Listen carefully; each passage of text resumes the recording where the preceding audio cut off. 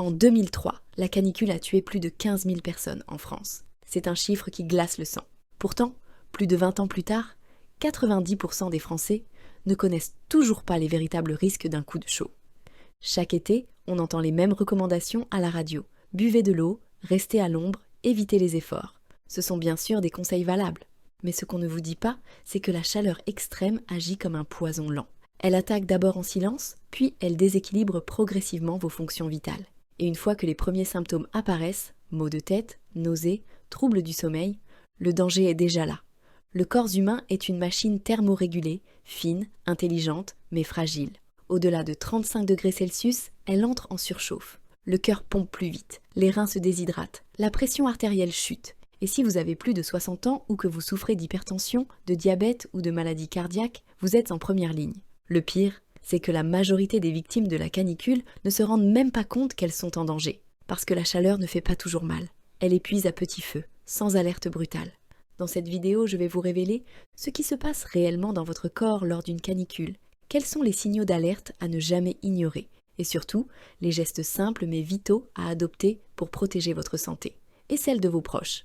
Restez bien jusqu'à la fin de la vidéo, car je vous donnerai la checklist complète des réflexes à adopter immédiatement. Et croyez-moi, ces conseils peuvent littéralement vous sauver la vie.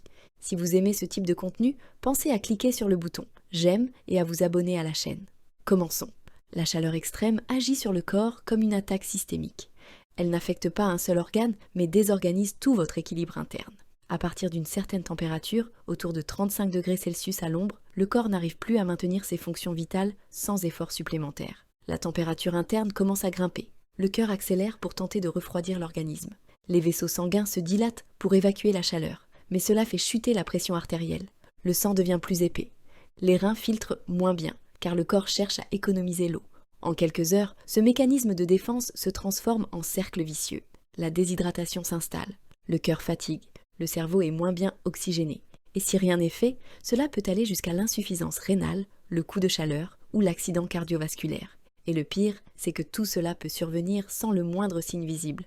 Aucun malaise brutal, juste un petit vertige, une légère nausée. Des signes si banals qu'on a tendance à les ignorer. C'est pourquoi les médecins parlent souvent de la chaleur comme d'un tueur silencieux. Chez les personnes âgées, les choses sont encore plus sournoises. Avec l'âge, le corps transpire moins. La sensation de soif diminue. Le thermostat naturel du corps, l'hypothalamus, fonctionne moins efficacement. Résultat, on ne se rend même pas compte qu'on surchauffe. Et cela peut devenir dangereux très rapidement. Les cellules cérébrales sont parmi les premières à souffrir. C'est ce qui explique les épisodes de confusion, de désorientation ou même de perte de conscience. Chez certains, la chaleur peut provoquer des troubles du rythme cardiaque. Chez d'autres, elle va aggraver un diabète, une hypertension ou une insuffisance rénale déjà présente. Et ce n'est pas réservé aux personnes très âgées. Dès 60 ans, le risque augmente fortement.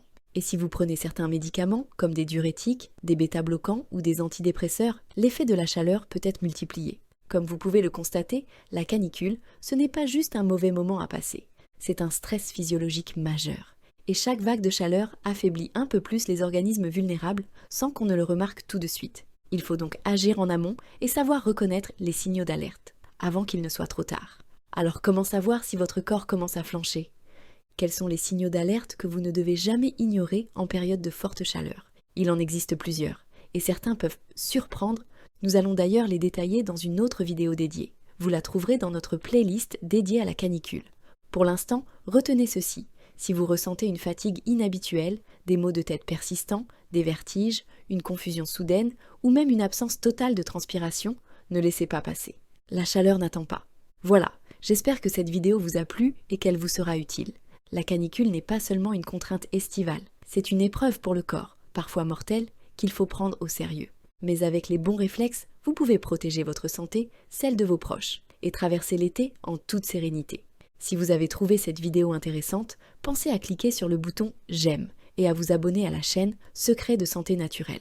Chaque semaine, vous y trouverez des conseils simples, naturels et validés scientifiquement pour prendre soin de votre santé au quotidien. Et vous, comment gérez-vous les fortes chaleurs? Avez-vous une astuce particulière, un geste simple qui vous aide à tenir le coup? Partagez-le en commentaire. Votre retour d'expérience peut faire une vraie différence pour d'autres personnes plus vulnérables. Merci d'avoir regardé cette vidéo jusqu'au bout. Prenez soin de vous, buvez régulièrement et à très bientôt sur Secrets de santé naturelle.